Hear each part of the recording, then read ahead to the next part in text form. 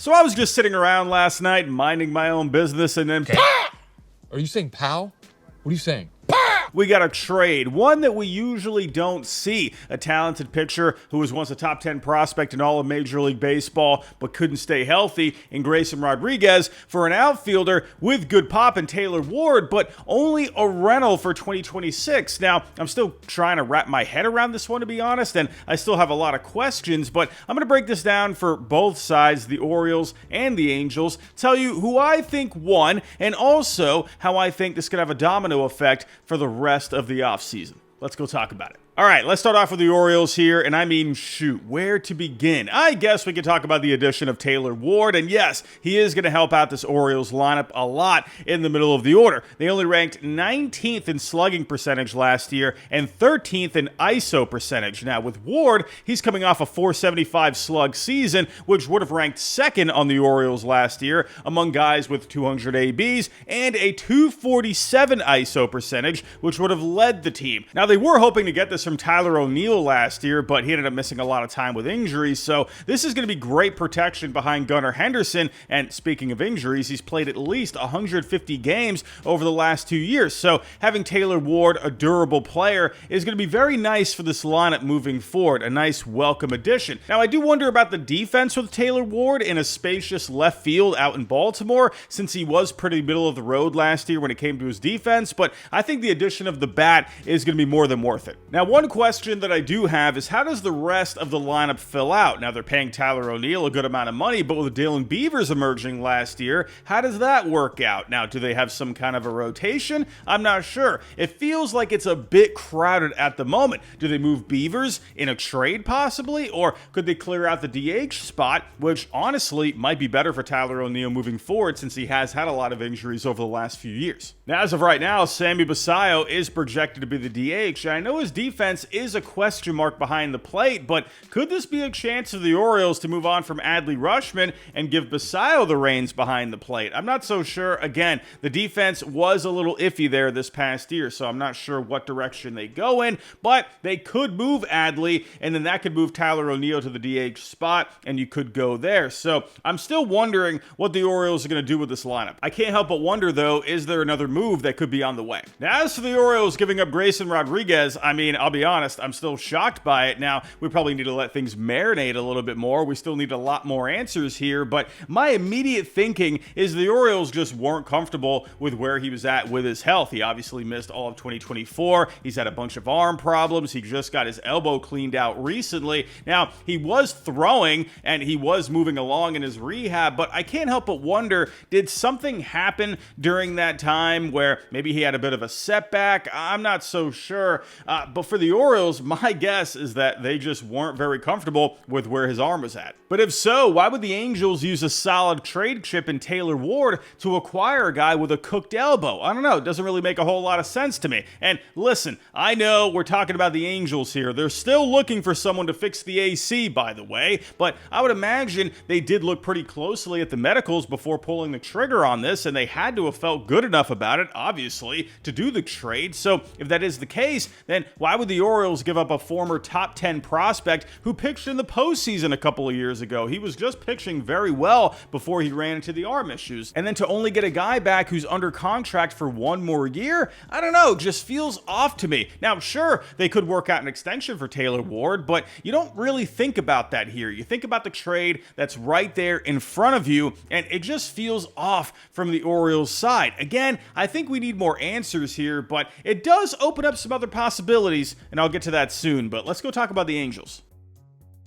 Now, for the Angels, I mean, I honestly don't see how they're losing in any way here. Sure, giving up Taylor Ward does hurt the lineup. He has been one of your most productive players over the last couple of years, but they have other guys that can fill in. This gives Mike Trout, who finally looked healthy this past year, a chance to go back out to a corner outfield spot, and they still have Joe Adele coming off a 38 home run season with 2 more years of control left. It would also clear a path for Jorge Soler to get more regular ABs at DH, which is the best spot for him at this point in his career if they decide to keep him this offseason, of course. And don't forget, there's also free agency. And could they throw their names into the hat for guys like Cody Bellinger? I mean, shoot, with an outfield spot open, could they end up being a dark horse candidate for Kyle Tucker? My guess is probably not, but you never know how Artie Moreno is going to be feeling the next morning. If not that route, they do have Nelson Rada down to the minor leagues. He is getting closer to Major League ready. He hit .323 with an OPS of .849 at AAA this past year at only 19 years old. Now, as for Grayson Rodriguez, I mean, point blank, the Angels need pitching, and it's always going to be tough for them to land those good arms out there, especially in free agency. Artie Moreno doesn't usually like spending too much on pitching, minus Yusei Kikuchi last offseason, but that was a 3-year deal compared to someone on, say, a 6 or a 7-year deal, which Artie Moreno hasn't been very fond of in the past. And when it comes to the Angels farm system, they rank near the bottom, so it's going to be tough for them to land a good arm through a trade. So in my opinion, I think this is a very creative way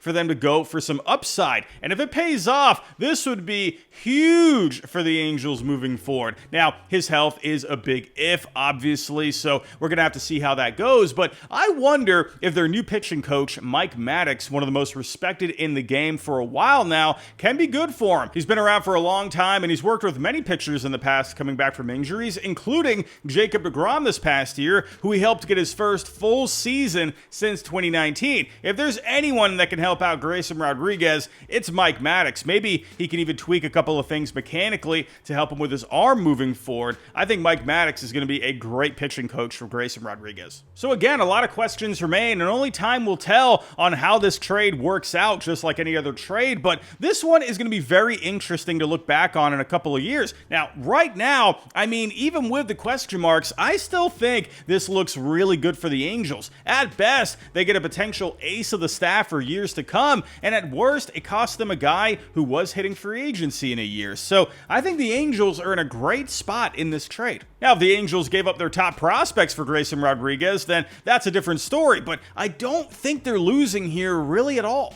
Now, for the Orioles, I do like that they're beefing up their lineup. As a Red Sox fan, I absolutely hate it. I think this lineup is going to be awful to pitch to, and maybe they could work out an extension for Ward, but they do have outfielders down in the minors getting closer to Major League ready, like Enrique Bradfield Jr., and maybe Ike Irish moves along pretty quickly after just drafting him in the first round this past year. Now, if the Orioles felt like they did all they could for Grayson Rodriguez and they still weren't getting anywhere, then I can understand wanting to move on at this point, and I do think an underrated stat out there is games played, and Grayson Rodriguez has not given you a whole lot of that over the last year. He hasn't given you any of that over the last year. But a part of me feels like the Orioles could have gotten a bit more out of this. Maybe instead of Taylor Ward, they could have gotten Joe Adell, who they would have had for an extra year, not just 2026, but 2027 as well. Now, I don't know if the Angels were willing to do that. I would imagine the Orioles at least tried, but I just feel like they could have gotten a bit more here, considering the upside of Grayson Rodriguez. What I think this says about the Orioles, though, is they want to have sure things they can count on for 2026. They don't want to gamble on the health of Grayson Rodriguez moving forward, so I think they want to go after a guy that's going to be a sure thing for them, someone they can count on consistently, and they want to have someone for left field in Taylor Ward instead of gambling on the health of Tyler O'Neill.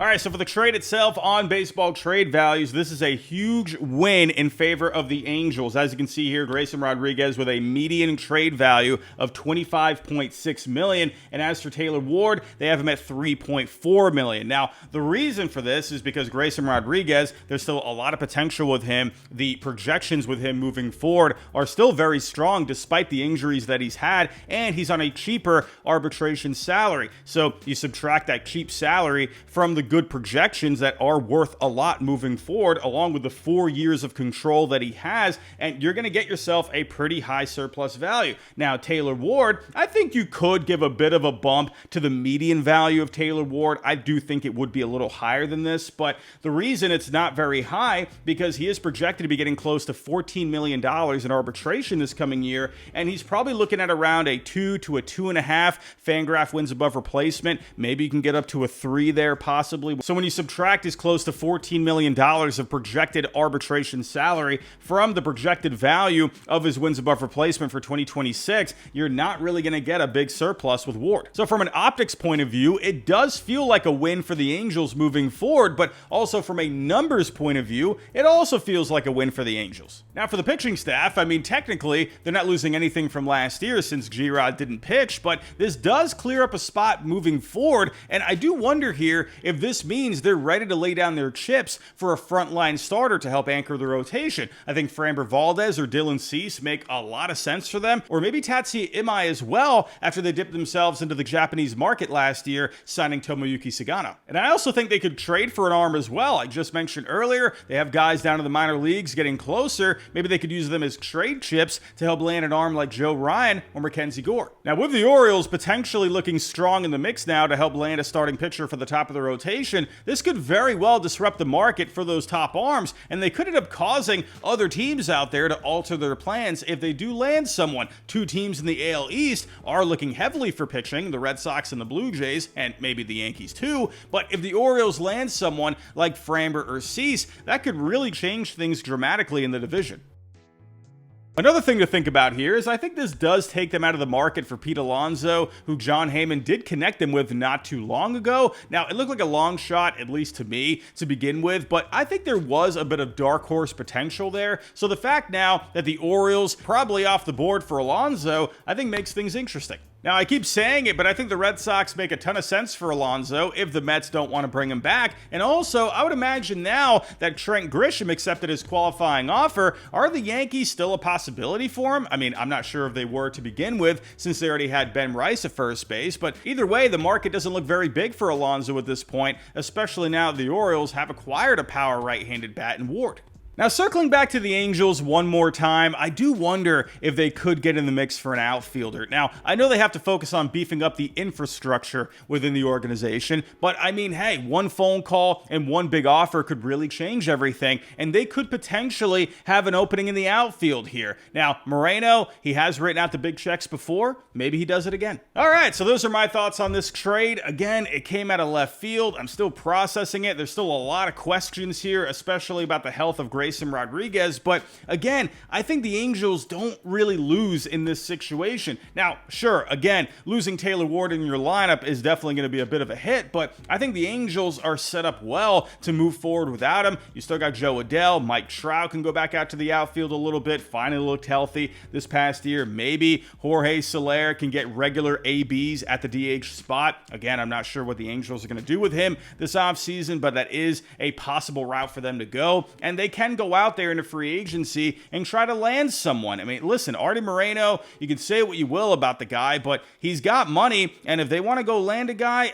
they have the ability to do so. So I think the Angels, they're in a good spot moving forward, and at the very least, they got a good prospect in Nelson Rada coming up in the minor leagues who hit over 300 this past year at AAA. And for the Orioles, I mean, it's definitely a risk that they're moving on from Grayson Rodriguez, but I also understand the point too. If they feel like they couldn't do any more with him, moving forward, then I could understand wanting to move on. But man, oh man, if he ends up pitching well for the Angels and he becomes an ace of the staff for years to come, that's going to look terrible for the Orioles years down the road. But it is a big if. We're going to have to wait and see. But let me know your thoughts on this trade. I'm very curious to see what you think about it down below. Let me know all your thoughts. Who do you think won this trade? Do you think it's a win for both sides? Again, let me know everything you got down below. But everybody, that's all I got for right now. If you can on the way out, hit the like button, subscribe if you're new, and I'll talk to you next time.